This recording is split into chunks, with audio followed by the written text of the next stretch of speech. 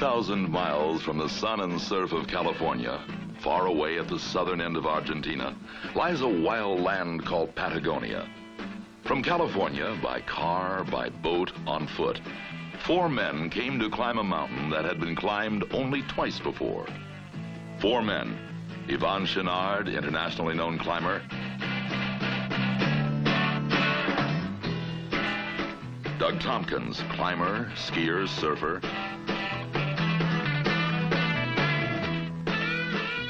Dick Dorworth, champion skier, novice climber;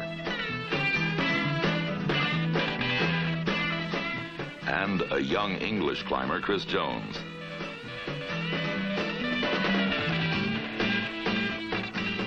The mountain is an 11,000-foot pile of glacier and granite. It's got sheer walls, cliffs of ice, wild wind, and bitter cold. It's called Fitzroy, and their objective, the summit.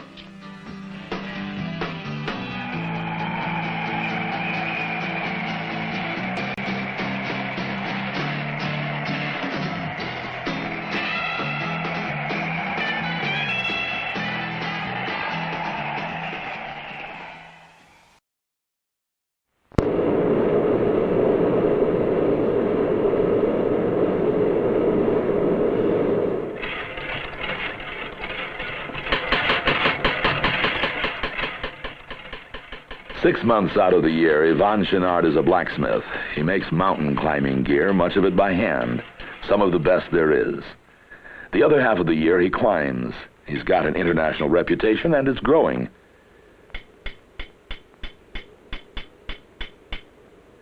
The shop's about to close because Yvon and his friends Doug Tompkins and Dick Dorworth have an appointment with a mountain called Fitzroy, far south in Argentina. It'll take months in a second-hand van just getting there. Along the way, there'll be surfing and skiing. Well, let's go. Running, run, run, run, run, run, run, running, don't know why. Looking for a place to go, always reaching high. I remember thinking last time that I was home to stay. Now I have to leave that home life, but I'll be back someday.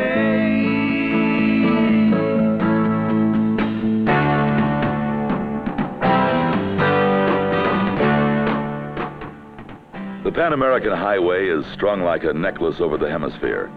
Yvon, Dick, and Doug follow it through Mexico, and they'll stay on it for thousands of miles till it peters out in the jungle. And then, any way they can, they'll get down to Chile, where they'll pick up a young Englishman named Chris Jones. He's down there on an expedition of his own, and that's good, because as it is, there isn't room in the van to scratch your head. And then on southward, always southward. Watching the road through dusty windows, riding the waves in Cerro Azul, skiing the sand, he had a game of racing the wind down ice. Once out of North America, the cities and towns are as bright and loud as jungle birds. Guatemala City, where pineapples are a penny each. San Salvador, Managua, Nicaragua, San Jose in Costa Rica. Dick Dorworth's only begun to climb this year. He's listened to Doug Tompkins and Yvon talk about the Argentine expedition that recently climbed Fitzroy, and he's impatient to get on with it. But South America demands patience. Down here, the clocks don't run, they walk. South of Panama City, the highway loses itself in jungle.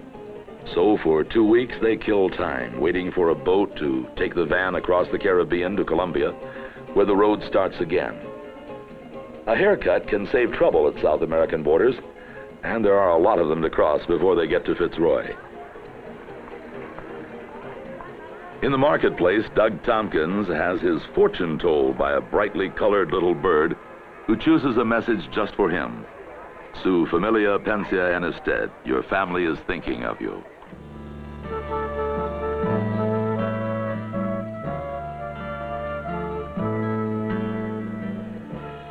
It's really pretty hard to say sometimes why you'd get in a truck and drive 18,000 miles to climb some mountain. You never really thought about the motives. You never really sat down and analyzed just why you were going to do that. It probably would scare you.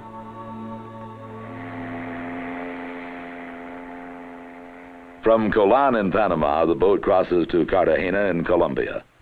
The highway picks up again and unwinds through Colombia and Ecuador, and then down into Peru. Doug and Yvonne keep an eye on the Pacific surf, looking for a chance to unstrap the boards they've brought, and at Chicama in northern Peru, they find it. Waves a mile long and smooth as glass. Yvonne's a fine surfer. Doug's pretty good at it, as he is at almost everything he tries. Dick Dorworth's no surfer, but he wipes out with a good grace. We wanted to find the waves, just to ride a mile of ocean glass.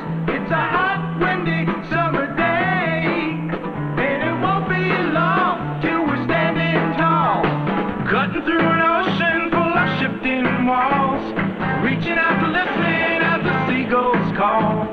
You begin to realize that you're just as small, knowing that the seagull doesn't care at all. Gonna ride another wave. Don't fall, don't tumble.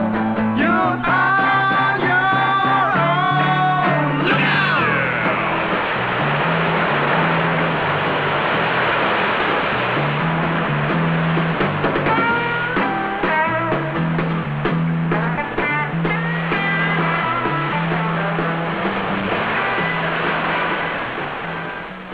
Peruvian surfers they talked to sent them down to the little fishing village of Cerro Azul.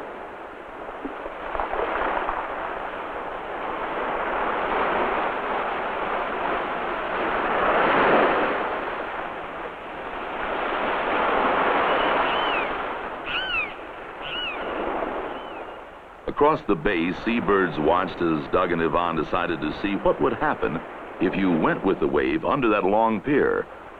Maybe you'd come out the other side still standing up.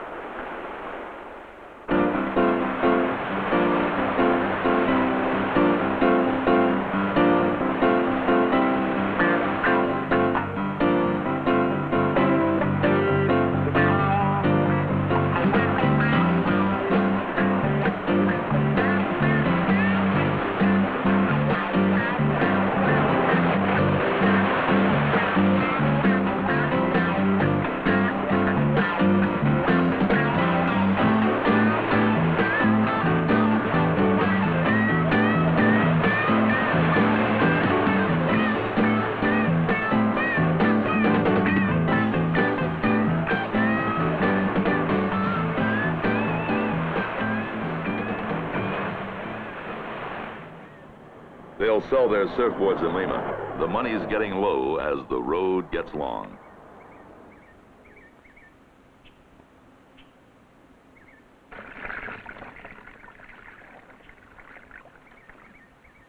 South America can be hard on a van that was showing her age when she left California.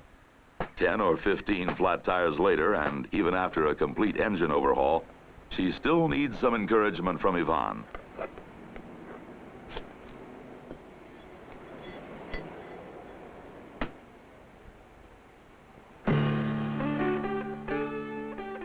It's funny traveling down the length of the world. The seasons turn around on you.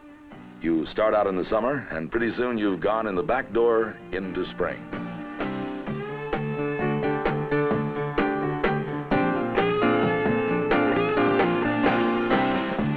We're on our way down the road, miles to go through the seasons.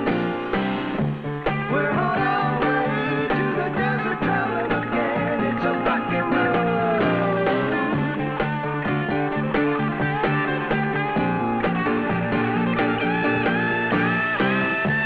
We're on our way down the road, miles to go through the seasons.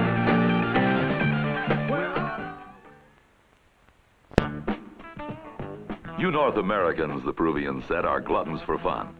So they offered Dick, Doug, and Yvonne a spine-cracking 70-mile-an-hour ride on something that used to be a Jeep out over the sand dunes. The boys passed on that, but they did join them on the dunes to do a little skiing.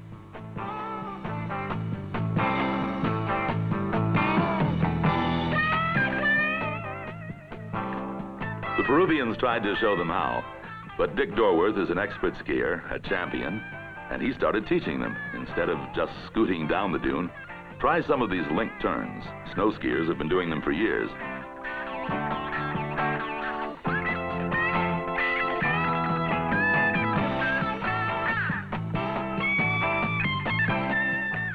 They tried them out, but what they really liked best was just speeding straight down as fast as they could.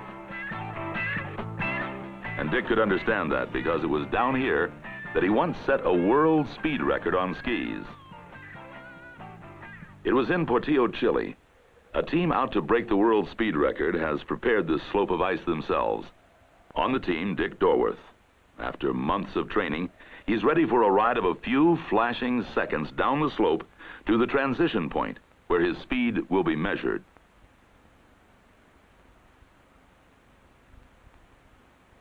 The main thing to do is to keep your body very low and keep very far forward, you know, or like an egg. You must maintain balance at all costs. When you start at Portillo, it's a commitment that there's no retreat from. The mountain is 80% steepness, so in 50 yards you're going to be going 80 or 90 miles an hour.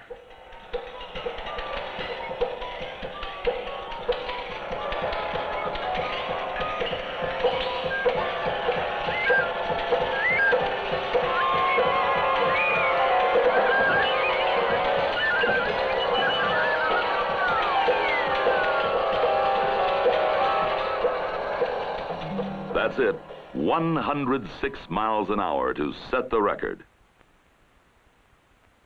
I haven't run for speed for quite a while now, but because of it, it has enhanced my pleasure skiing. I have much more fun skiing now than I ever had then. Then try this, Dick. Mount Yaima in Chile. A live volcano, its smooth lava slopes neatly snowpacked, maybe the longest ski run in the world. It's like 5 ski slopes, one on top of another. From the little lodge at its base, it's an 8-hour walk to the top. Yes, a walk. No lifts, not even a rope tow. This is skiing as it was in the beginning, when you climbed as high as you could, skied as far as you'd climbed, and then went home.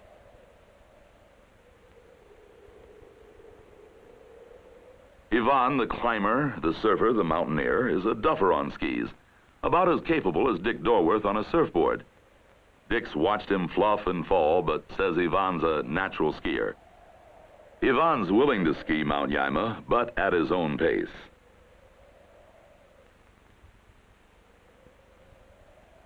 Near the top, the sulfur fumes are thick, the rocks are warm, and the volcano is breathing quietly in its sleep. Doug?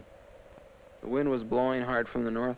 It would blow the sulfur fumes away from us, so we could get right to the very edge. I mean, right to the absolute edge, and stick our ski pole right off into the smoke of the steamy volcano. I'd never been that close before.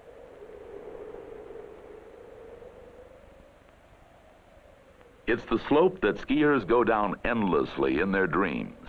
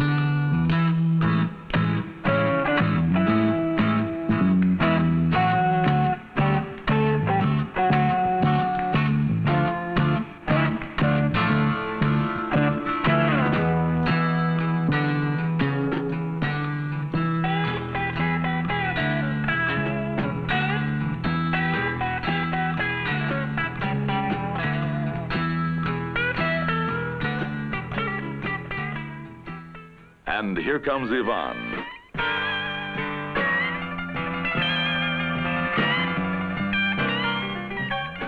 All the way down the mountain, it was just one fall after another, and finally I just gave up trying to ski it, and I'd just make a traverse, and then I'd kick a turn, and then I'd make another traverse, and I kept doing that for 5,000 feet.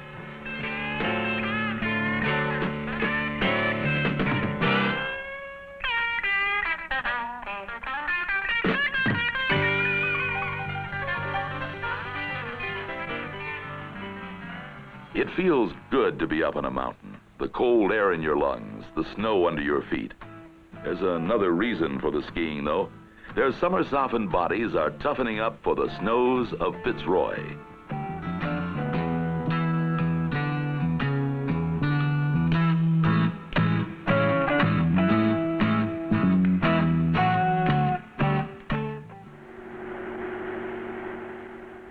It's September, spring in the Chilean lake country south of Mount Yama.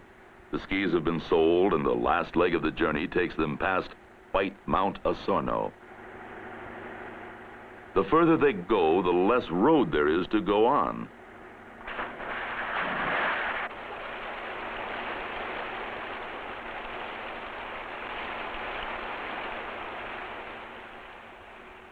Here the Andes step up and out of Chile, and down again into the Patagonian desert in Argentina.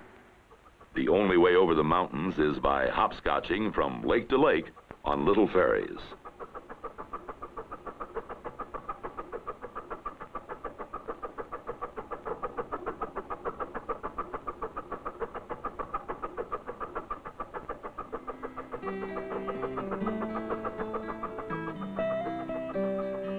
There's been a change of plans, though. It looks like there will only be 3 against Fitzroy. The young Englishman, Chris Jones, didn't show up at the meeting place, and after a few days' wait, they've decided to go on without him.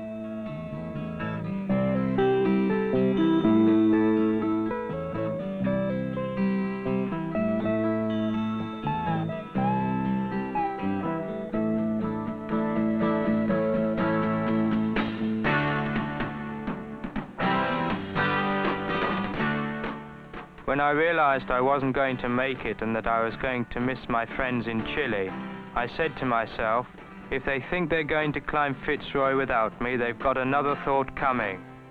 There's only one road from the north across the Patagonian desert that takes you to Fitzroy, so I decided to hitch a lift to a point I knew they'd have to pass, and I was prepared to sit there all week if necessary, waiting for them.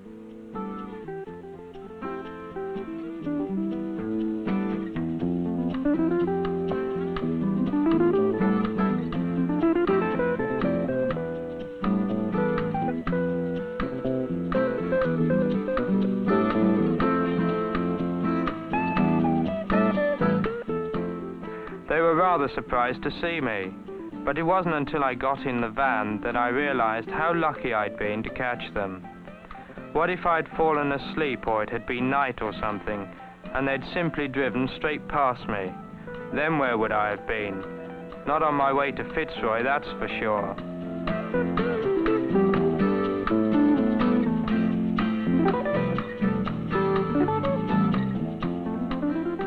It was in 1834 that a young English naturalist looked out on Patagonia with something like horror at its wild sterility.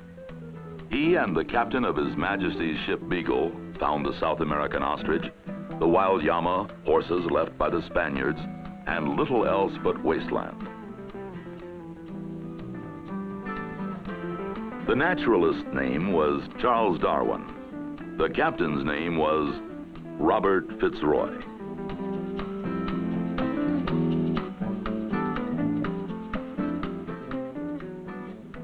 From 60 miles off, you first see it, blue with distance, but harsh, defiant as a clenched fist. This is what you've come for, and from here it doesn't look difficult to climb. It looks impossible. But first, there's some 60 miles of Patagonia to cover, the Rio de las Vueltas, the River of Turns, to cross, and then the road gives up for good.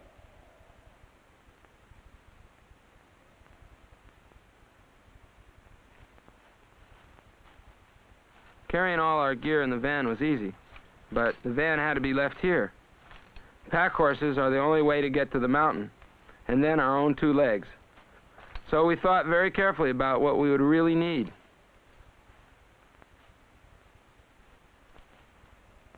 The Argentine army lends a soldier along with the horses to get you to the camp at the base of the mountain.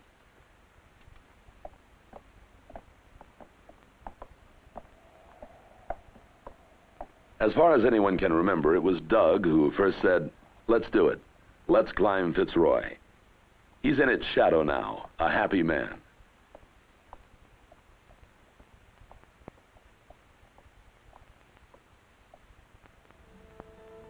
The weather in Patagonia is as strange and harsh as the land. The horses and men enjoy bright sun all morning, but by afternoon it's raining, and by evening the rains turn to snow.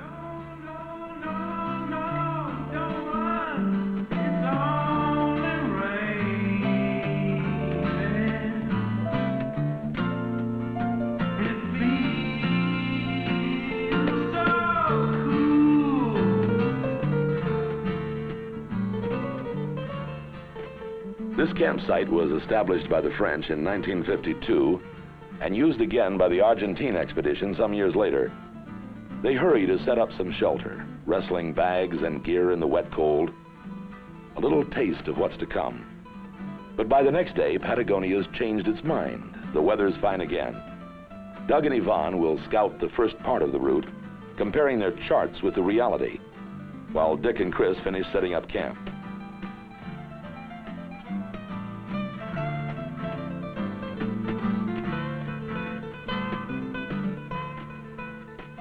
Despite the warm sun, they can feel a chill wind off the glacier. Up there, Doug and Yvonne are striking the first blow against Fitzroy. Fitzroy is 11,289 feet high. Not the highest mountain we could find. But as every climber knows, the challenge of the Patagonian mountains isn't necessarily height. It's the technical climbing difficulties and the weather.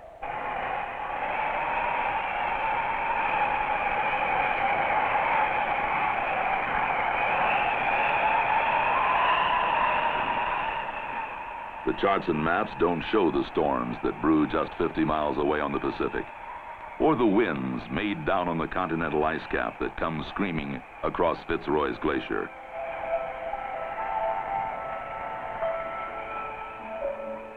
Doug and Yvonne scout their planned route, and it looks possible if the wind and weather will let them take it. By late afternoon, they've surveyed as far as a place for a first camp on the mountain.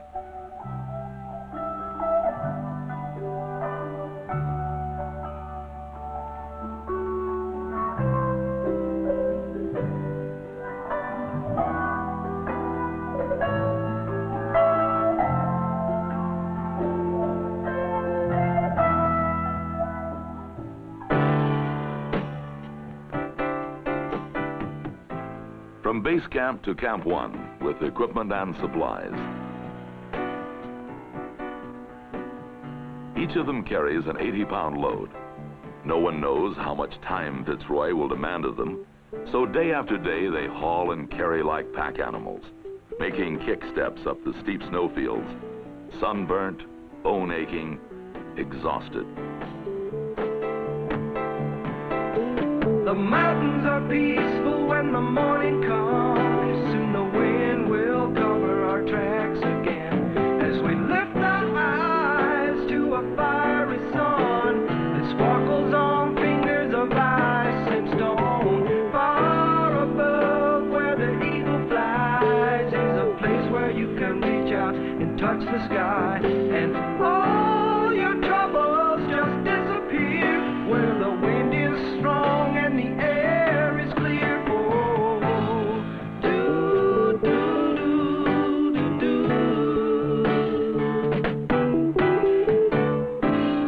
Do, do, do, do.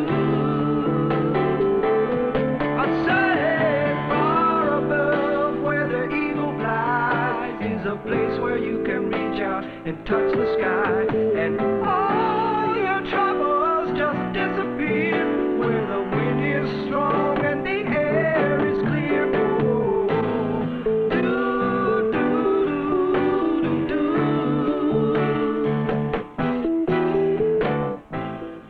On Fitzroy, tents are useless.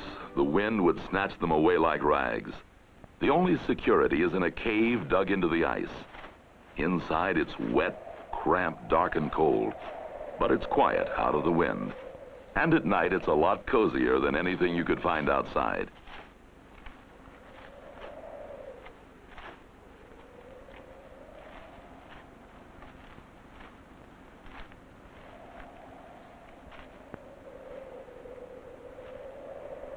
In fact, Camp 1 is positively luxurious. A rock outcropping with a view where you can sit and dry your ice-soaked clothes in the sun. A visitor, an Andean condor, soaring on its 10-foot wingspread. This huge bird is really a vulture, and you wonder if you're being filed for future reference.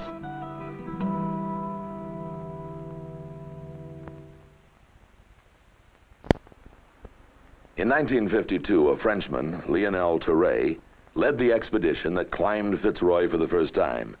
He was one of the most famous climbers of his day, and he called Fitzroy his greatest achievement. But the time is now, and beyond these snowfields, there will be the first real climbing. The mountains in a good mood, dazzling sun, calm air all day. If this weather holds, they could be on the summit within days.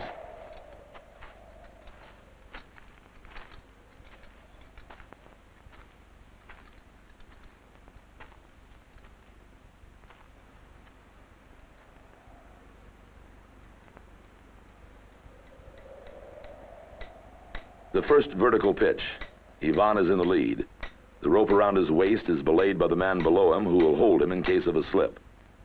This is aid climbing, where there are no hand or footholds, and you ascend on aid slings, foot straps that are a kind of movable ladder. Climbing is a kind of mathematics of danger. Each problem is an equation of rock and muscle, and a wrong answer could mean a fall. Ivan searches without strain for solutions, while the man belaying him waits, watching every move.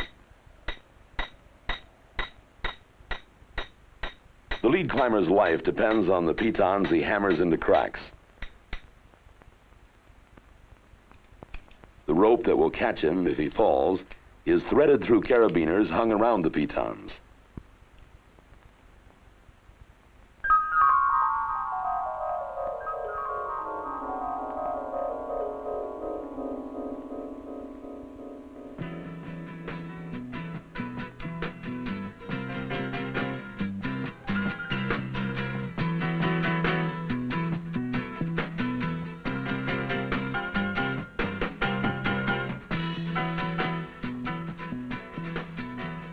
Alpine-type climbing is a whole mountain full of different problems. Rock walls are one, snow is another. No pitons here. You drive the shaft of your ice axe into the snow and use it for balance while you make kick steps.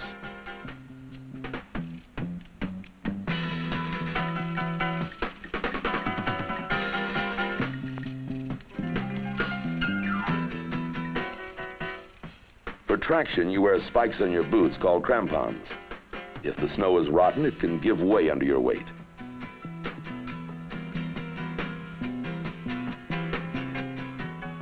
After Ivan has fixed a rope, Dick Dorworth, the junior climber, uses a mechanical ascender called a Jumar to climb the rock face.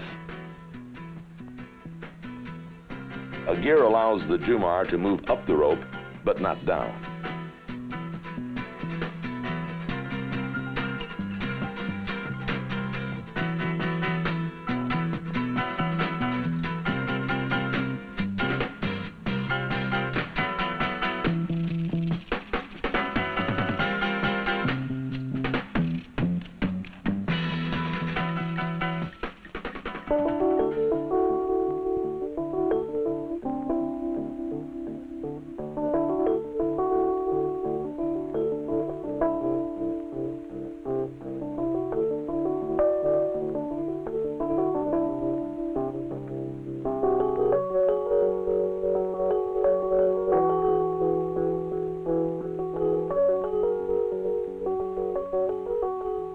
Late afternoon, and another camp has to be made, Camp 2. They tunnel down into a snow-filled crevasse. A natural hollow in the wall of the crevasse makes a fine cave when the loose snow is dug out of it. Only the snow in the crevasse keeps settling and opening a crack in their tunnel floor that has to be continually packed with more snow.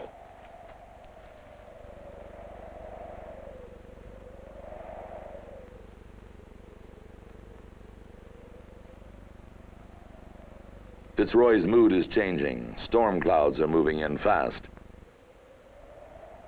The winds are mounting, the temperature is dropping, and by the next day, you're buried in snow.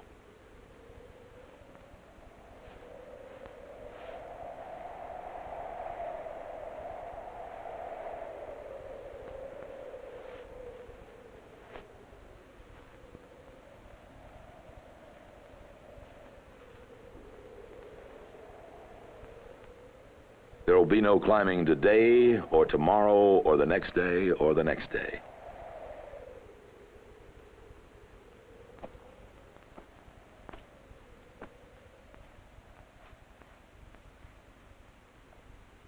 In here, 4 men sit in the murky half-light and look at each other, and the floor keeps opening up. Outside, the mountains wrapped in storm, the winds at gale force, and the temperatures way below freezing. Dick? Each day became the same, day after day. You can read so long, and you can talk about things so long, and you can think by yourself so long. You learn your own rhythm of doing things.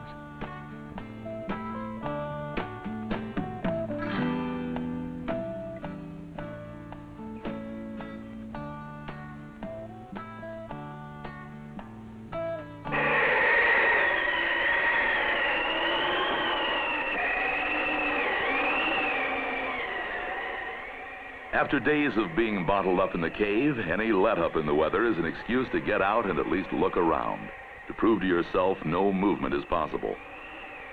Against 100-mile-an-hour winds, Doug and Chris try to make it to a call where they can see if the storm is letting up. No good.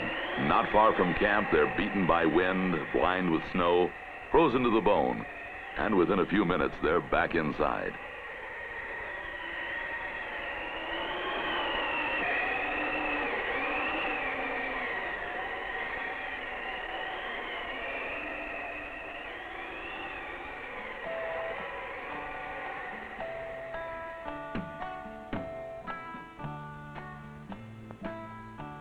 You lose track of the days. One said it was 15 days they were nestled in the mountain, another said 18, another 20. It's always twilight inside, and the only time that counts is mealtime.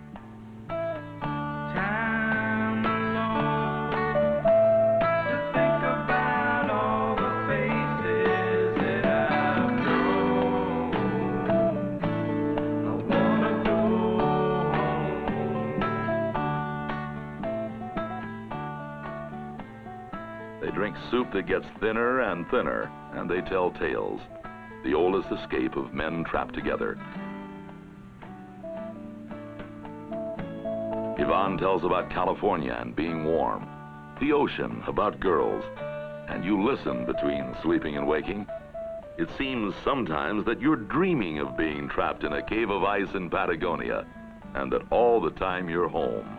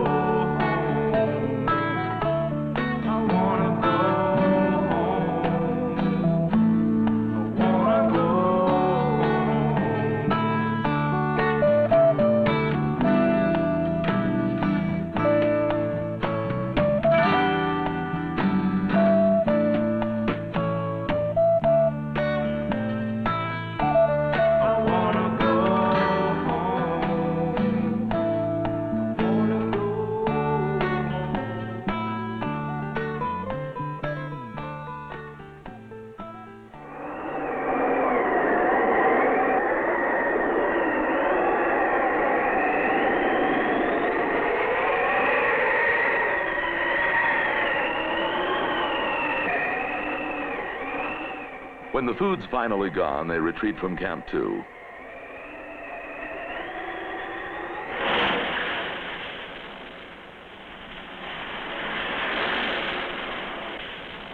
If it had been any storm but a Patagonian storm, Yvonne might have suggested going on with the climb.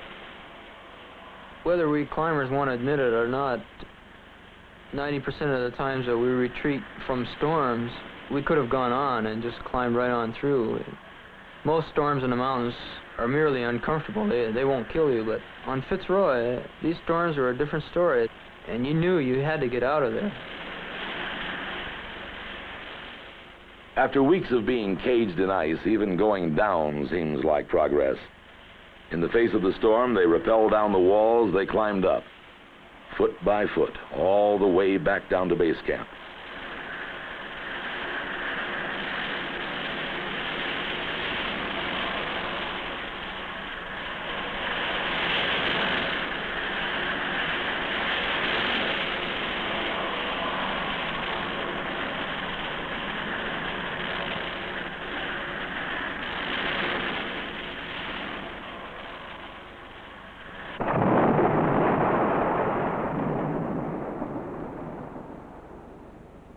Back in base camp, the foul weather keeps up.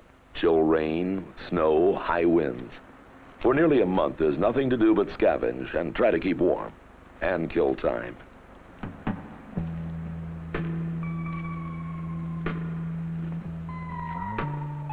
Yvonne ekes out their supplies by learning to bake bread in the oven thoughtfully left behind by the French expedition so many years before.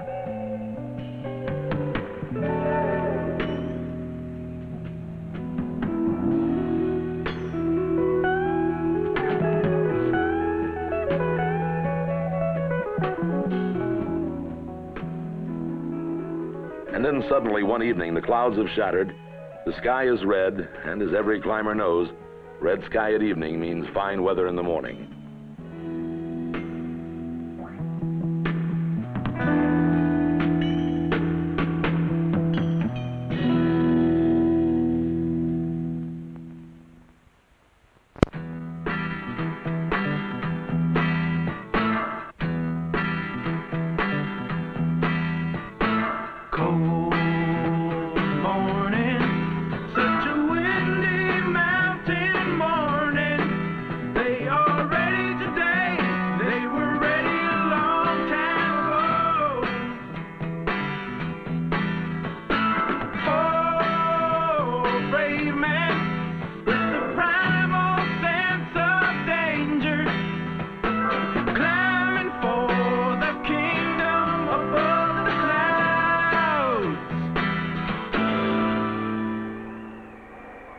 Down here at the end of the world, when good weather comes, it comes from the south, riding on winds from the Antarctic. Up on Fitzroy, day comes wrapped in clear, inhuman cold. Cold that splits stone. The glacier moves an inch. The wind screams. Nothing lives. All the way back up to where Camp 2 used to be, doing it all again against an old enemy, the wild wind.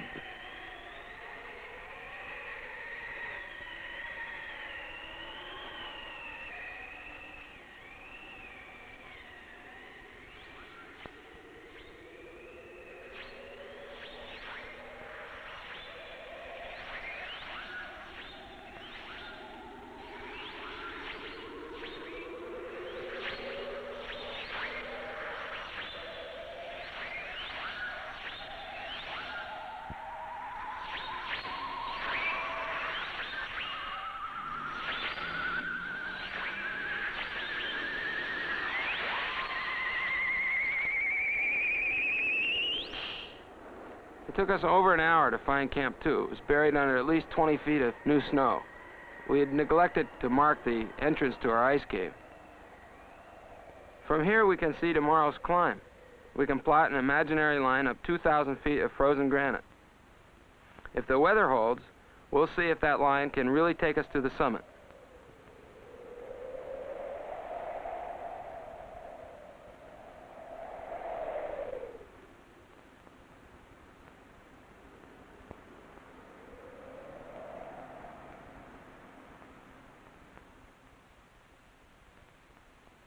"2:30 a.m. Yvonne leads the first pitch. The mountains are very silent and ominous this early in the morning. You have a lot of fear because fear of the dark, for one thing, and fear of sticking your neck out.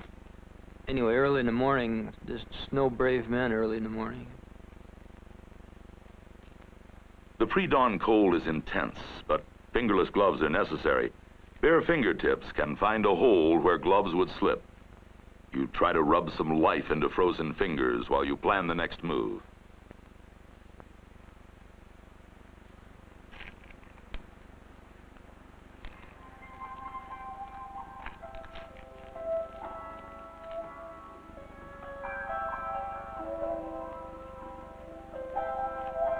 A.m. Yvonne, the careful problem solver, has exchanged lead with Doug, the risk taker, the charger.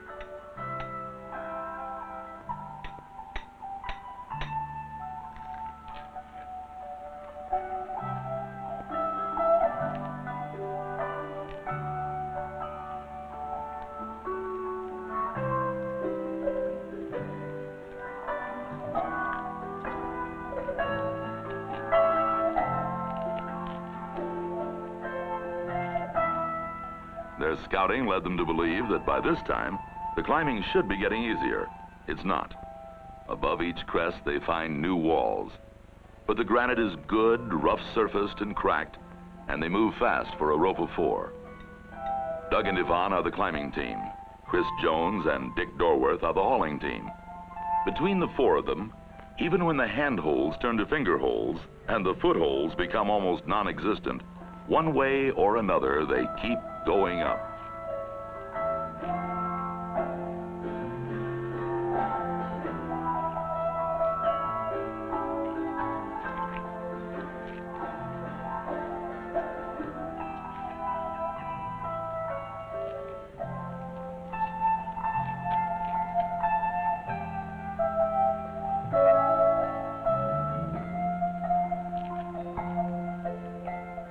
A.m.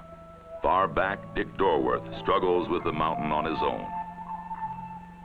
Most of the climb, I was the last man. I was always hustling to get up to them so they'd have more ropes to use. Usually, by the time I would get to the top of a rope, the rest of the guys would have gone on and left another rope for me. So very often I was just alone. I'd get to the top of a pitch and I'd have to coil the rope I'd just jumarred up and get on the next rope and go up that. A lot of times I would get behind everyone else and I would find myself alone on the side of Fitzroy. Sometimes it started to get to me, but I never dwelled on it. I just got on my jumars and jumarred up the rope, got on the next rope and jumarred up that.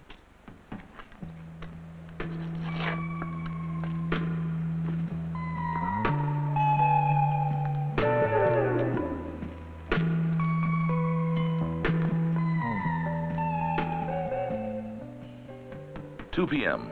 The way is blocked by a series of towers. The only way up the first tower is a difficult crack.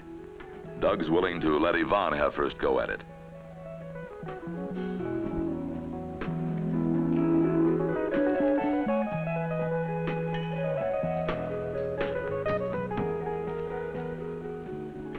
Yvonne, the graceful, the climber who never seemed to show strain even at the most difficult points. In the end, fingers numb, boots frozen hard as iron, all his expertise depends on the strength of his arms and his legs and his will.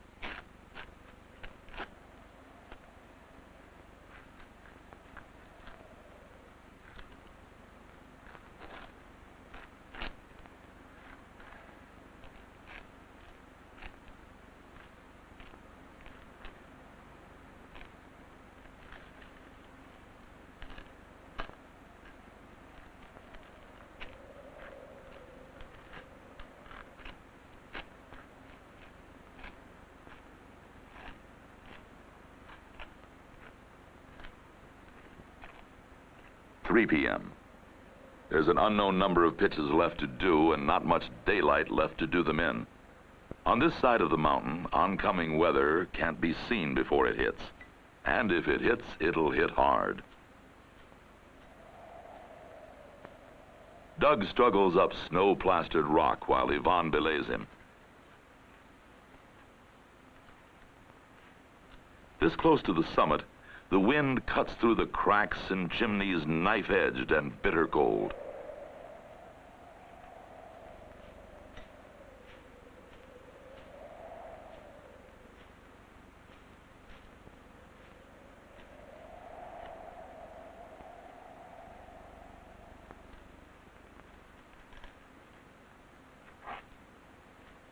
A chimney is a crack wide enough to get into. This one's fairly easy climbing for a while. Then toward the top, it narrows sharply, and it's Doug's turn to feel the squeeze.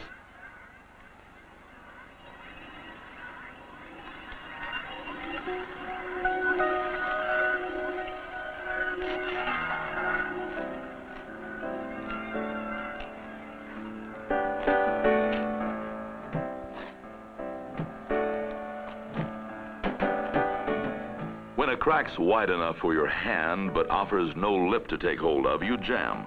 Force your hand in, make a fist, and pull yourself up.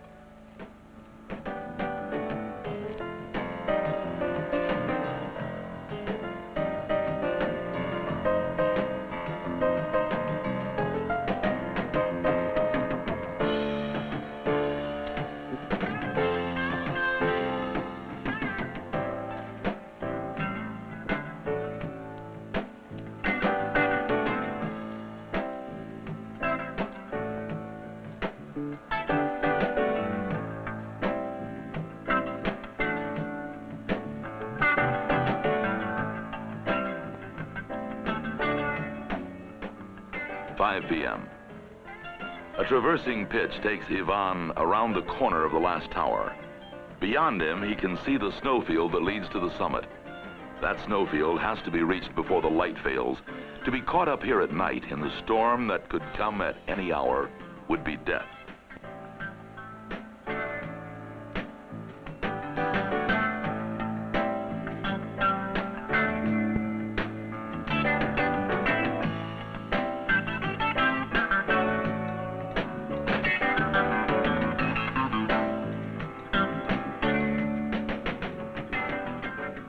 p.m. There are still an unknown number of pitches left to do as Doug takes over the lead again.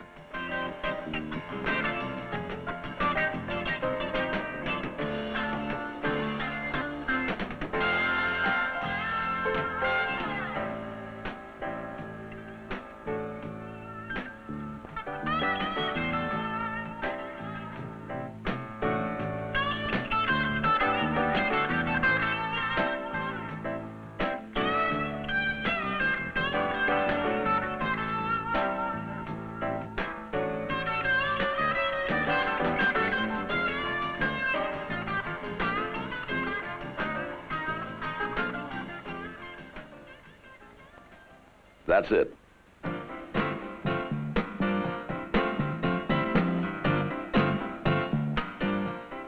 Off to the west, they can see another storm gathering. That means they've got more hours of climbing yet to do tonight to get down to Camp 2. They ought to turn back right now and get as far as they can from this exposed place, but they won't turn back till they've stood on the summit, just for a moment, just to taste their victory.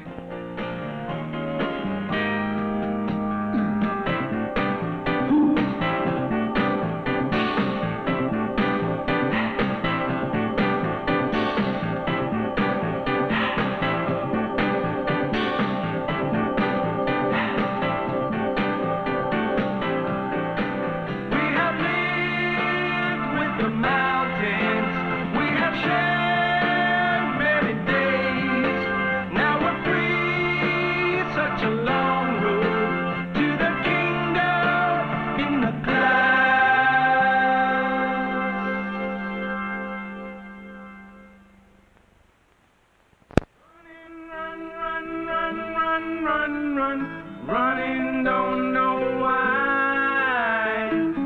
Looking for a place to go, always reaching high. I remember thinking last time that I was home to stay. Now I have to leave that home life, but I'll be back someday. 'Cause my love is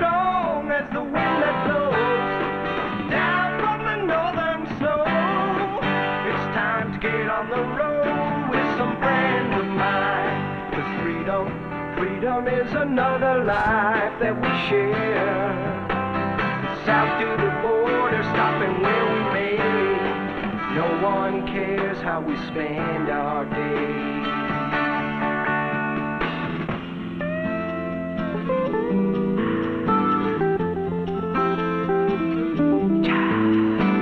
Watching the road through dusty windows, riding the waves in Cerro Azul, skiing the sand in that game, racing the waves down icy mountains.